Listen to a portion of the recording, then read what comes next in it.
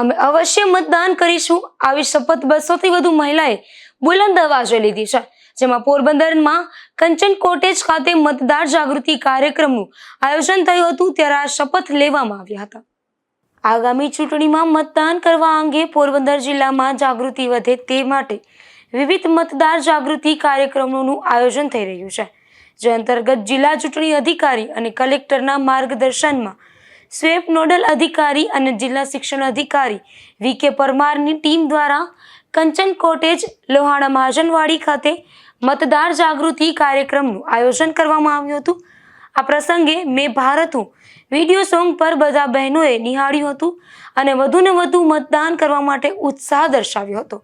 આ અંતર્ગત પ્રથમ વખતના મતદાતાઓએ એવા અને અન્ય બહેનોએ મતદાર જાગૃતિ અન્વયે માર્ગદર્શન આપવામાં આવ્યું હતું। નિપુલ પોપટ સાથે અશોક થાનકી, ગુજરાત ન્યૂઝ, પોરબંદર।